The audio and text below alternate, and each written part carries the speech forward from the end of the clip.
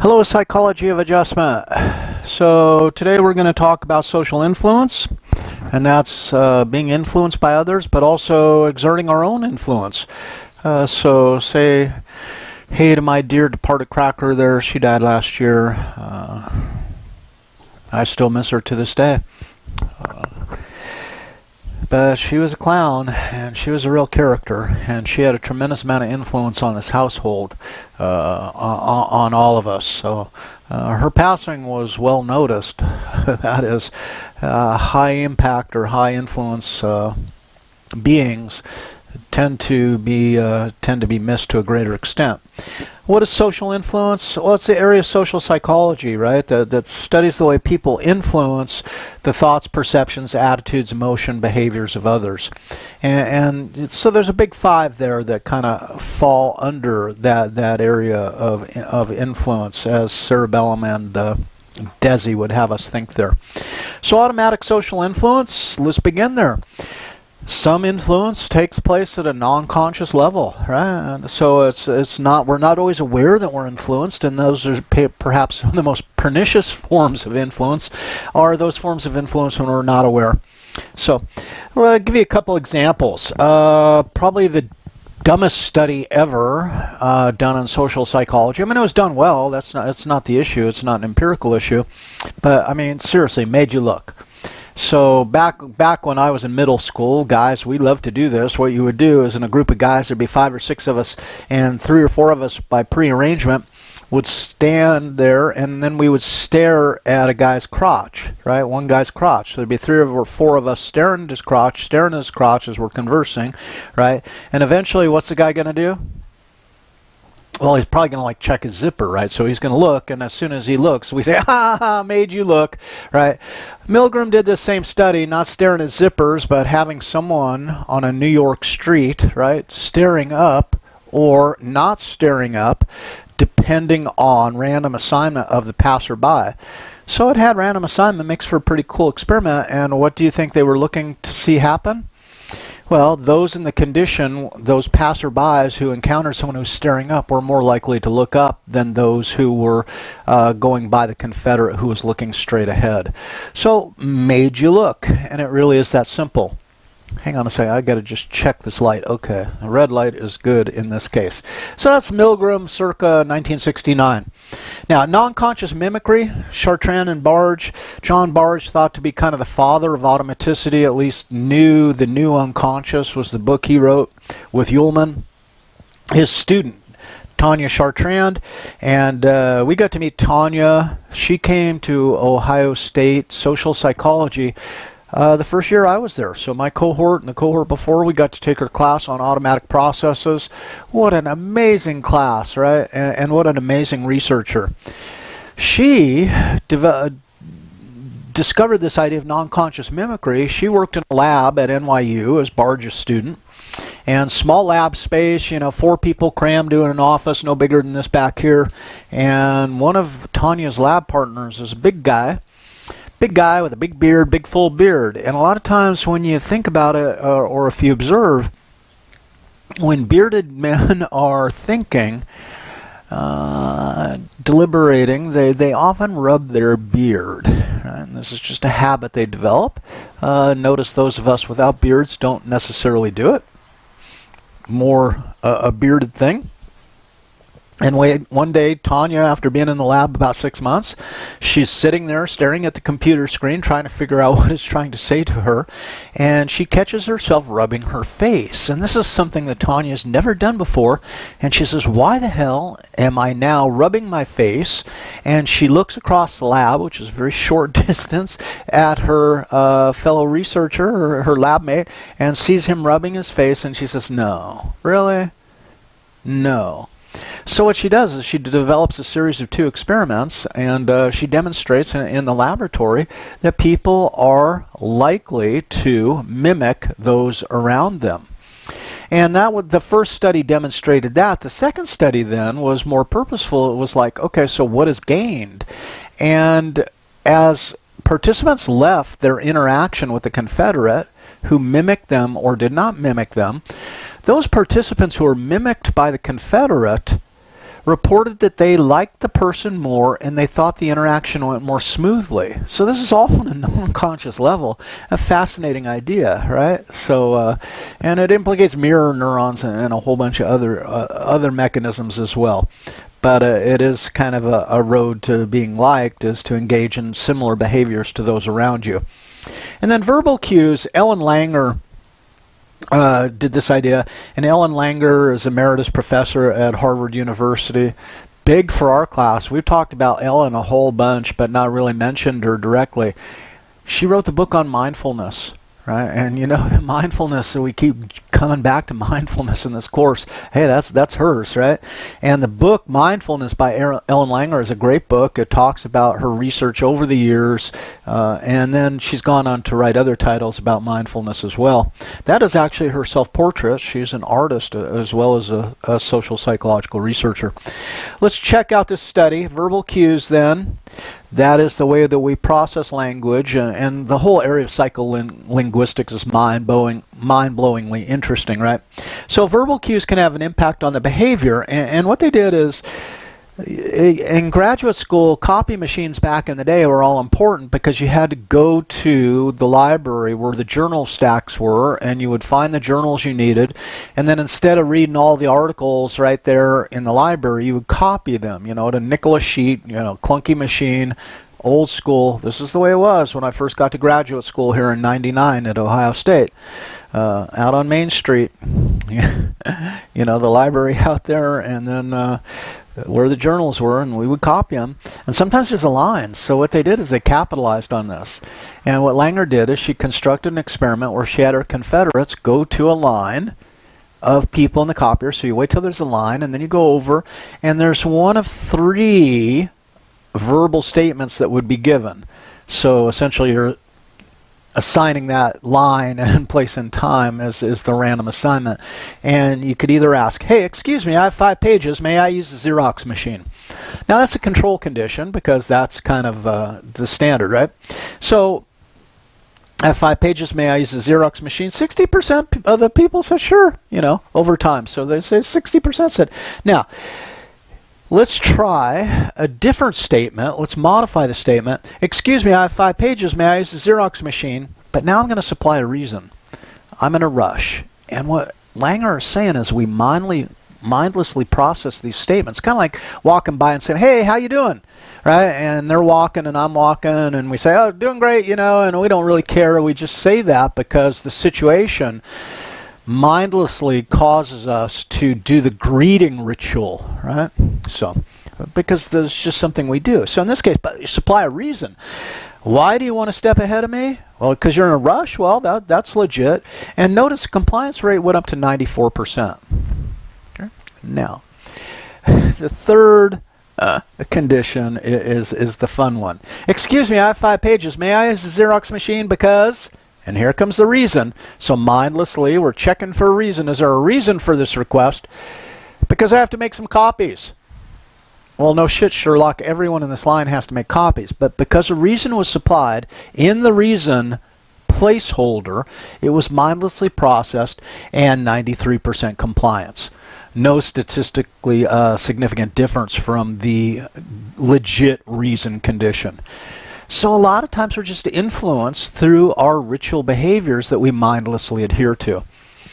One of the ideas then that we're promoting in this course, Psychology of Adjustment, is adjusting to a new way of being in the world. And the way I'm being in the world is to be more mindful. That is, of my surroundings and what's being said to me. It makes me less susceptible to non-conscious influence. So there's that. Social thinking. And let's talk about this idea of social cognition. Psychology studies, you know, perception in general. Social perception is different. So, you know, in Psych 1100, you have a whole chapter on sensation and perception. And you know, so we perceive objects, we perceive illusions, we perceive odors in the environment, right? You've been through this. You got that class in your back pocket. But when we get into social psychology, we start talking in terms of social perception. And the big difference is we start perceiving things that can perceive us back. So, in this case, it's a little awkward. You can perceive me, and if I was saying in classroom, but I can perceive you, right? And then I can perceive you perceiving me, and then you can perceive me perceiving you, perceiving me perceiving you.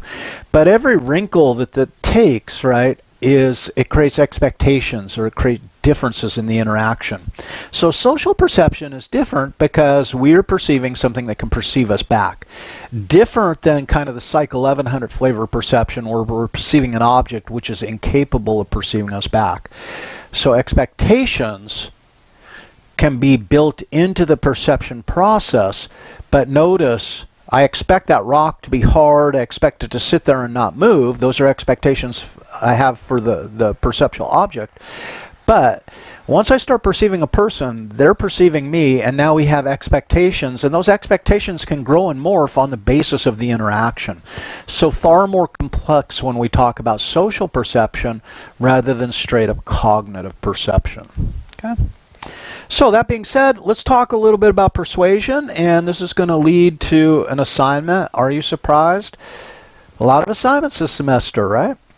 And I think the idea was that as we diminish the importance of tests, right, especially in an online environment, tests are just hard to manage, hard to secure, etc.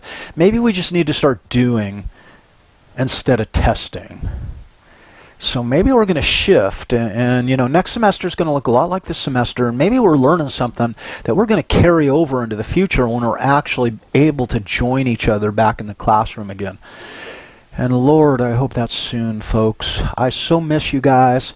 I miss being in the room with you guys. I know we don't get the best room ever. You know, we're usually in a Hitchcock 35 down in the basement of engineering, but it's still, at least we're together. And I so super miss that. So let's talk about persuasion. It's an attempt to change one or another's attitude, right? And that could be self-persuasion, or it can be the persuasion of another.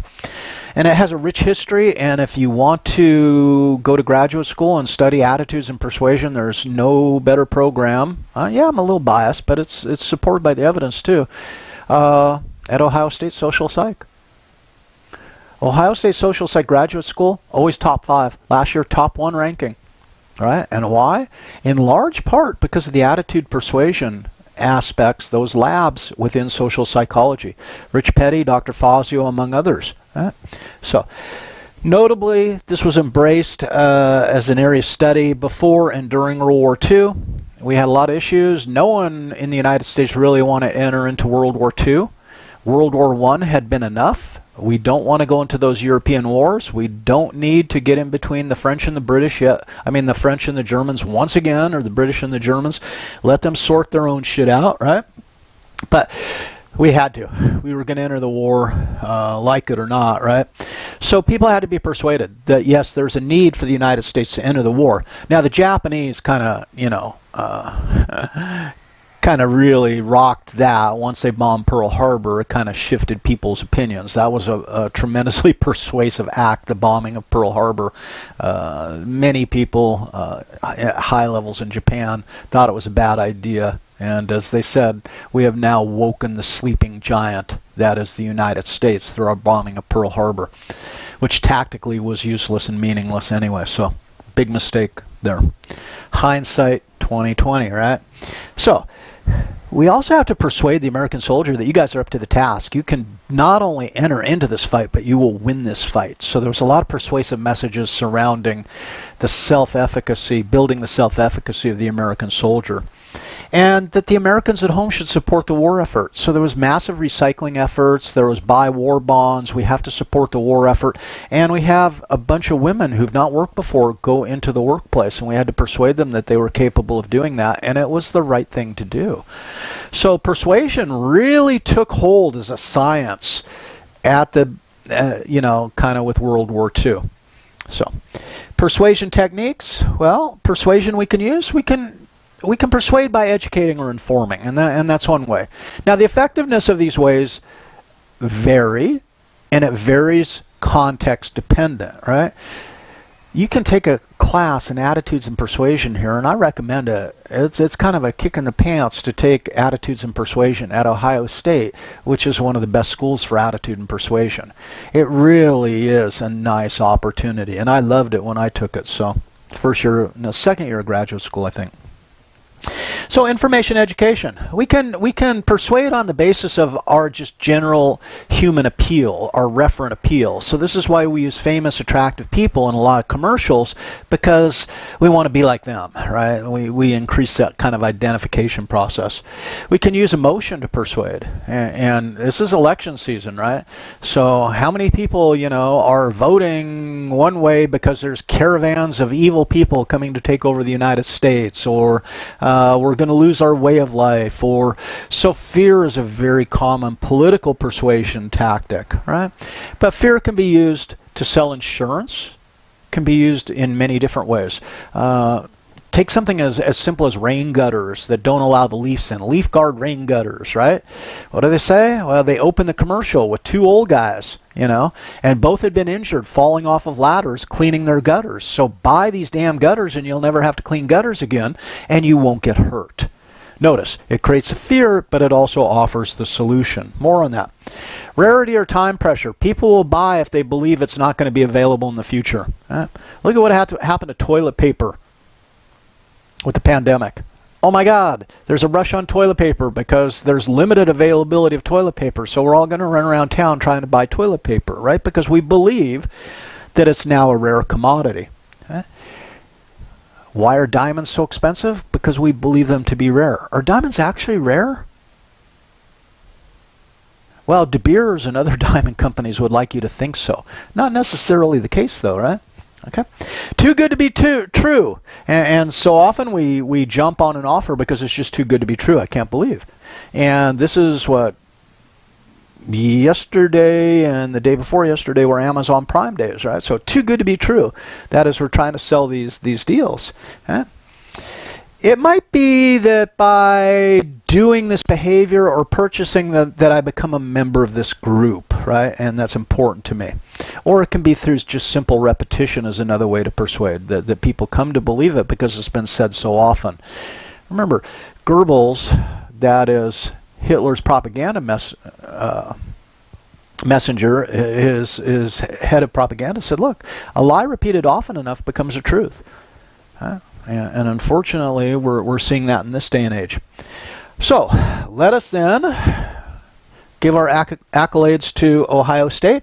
I want to talk about kind of one of the ultimate models of persuasion, really kind of a full-service model, really came to fruition in the 80s and then has been researched and tested since then and expanded upon and refined. And Rich Petty, right, and John Cacioppo, rest in peace, at Ohio State, developed the elaboration likelihood model, and currently GAP, the Groups for Attitude and Persuasion, exists as a research group in Ohio State social psychology. And GAP is turning out some of the leading attitude researchers in the world and has done so consistently over the last 30 years. So Petty and Cacioppo, partners in research crime, if you will, developed the elaboration likelihood model. What does it tell us? Well, as an overview, there are two routes to persuasion. I may employ a central route, and this is where people attend to the message arguments. So high quality message arguments appeal to people who are focused on the central route. So give me the data, give me the numbers, give me an accurate portrayal. Now, other people who don't necessarily like to think as much might be more susceptible to being persuaded via peripheral messages. So this is cues in the message. So let's talk about toothpaste for a minute. The central route. I want to sell you some toothpaste. A good toothpaste commercial is going to use both the central and the peripheral route. First thing I'm going to say is we have done studies that demonstrate that people have reduced the number of cavities by using our toothpaste by 15% over a 1-year period. So if you use our toothpaste, you're actually going to save yourself money at the dentist because you're going to have fewer cavities and you're going to have better teeth as a result of this. So I'm using data, I'm using a central argument. But who is presenting this on the television commercial? Well, an actor, right? But let's dress him as a dentist, because if we dress him as a dentist, we say, the people aren't really paying attention, say, look, that dentist is saying this is great toothpaste. peripheral cue. That is, it has nothing to do with the message quality. It has nothing to do with the argument. I'm just like, oh my God. Or I might get a movie star in to say this who's got, you know, these incredibly brilliant, blinding white teeth, right? And I say, oh my God, look at this person talking about this toothpaste. Put two and two together. If I buy this toothpaste, my teeth will look like the other person's teeth. Right? So, good use of both routes if you want to be an effective presenter. Now, when do we use the central route? And this is kind of a mantra that we repeat in social psychology about so many different phenomenon. When we are motivated and when we are able. So if we're motivated to pay attention to the commercial, if it has something of interest to us, something of import, then we'll be motivated to attend to it. And then we have to be able. We have to be free of distractions, not having, you know, someone, a kid pulling on our pant leg saying, Mommy, come do this for us, or something. So motivation and ability for the central route, but if people aren't motivated, aren't able, include the peripheral route. So, quick little systems model then. We got the source message coming at us. There's the message. Consider the audience. If the audience is of high ability, high motivation, and it can also be people who like to think a lot, are often in this category. Do you like to think? Or not so much? Some of us love to think. Others of us don't like to think a whole lot. I mean, not good or bad, just different, right? So, high ability, high motivation, then go with the central route. Note that if you're going to go give a talk, if you're going to go give a research talk, who's your audience? They're going to be of high motivation and they're going to be of high ability. You better have a good, core, strong, central argument supported by data and evidence, right? But then you will effectively persuade them. But let's suppose that you have a low ability or low motivation audience. And you know, sometimes in politics they describe these as issue voters versus non-issue voters. And some people want to hear about the issues, want to hear about your ideas, but the low ability, low motivation people, you just kind of jack them up with other mechanisms, right? So the peripheral route works here. Make America great again. Make America great again. America, America, right? These are people not think through issues. These are not people who want to expend the mental effort. Give them a slogan and they'll frickin' run with it. And notice, that slogan is a ripoff, right? Make America great again. What was the original slogan? Go to 1932 Germany. Hitler's slogan, make Germany great again. No shit, right? And it was pretty effective. So, the slogan, not the plans. We know that. Right? But persuasion, and here's the deal. Persuasion can occur via either route. So it really is choosing what works for the audience. So what are some components of the elaboration likelihood model then? And elaboration is, what's the likelihood that someone will think about the message? Elaboration likelihood. Elaboration being engaging in a more diligent thought process. So, central components then, the argument quality. People who are high elaborators are going to pay attention to the argument quality. Those who don't want to think their way through it, right, want to take life kind of in a more breezy way, that source attractiveness or expertise is enough. I don't care about the message, who's delivering the message. And if they say it's good, then I'm good with it, right? Not paying attention to the message quality. The message appearance or style, right? And the laboratory work out of people in the Petty Lab, etc., have shown that longer messages persuade more for people using the peripheral route because they don't want to read them. They just look at it and say, wow, there's a lot of evidence there. Because it's a long equals lot, right? Long message, lot of evidence. They don't read it, but it persuades to a greater extent because they believe that it has more content, right? Now, requires more thinking for the central components. So that's either an upside or a downside. The peripheral route requires less thought. Now, here's the rub though. Once we learn a message, it provides more lasting persuasion via the central components. Okay? Persuasion is less permanent. The audience is more fickle who is using the peripheral route. So I want to cut it here. This is part one. We'll go to part two coming up.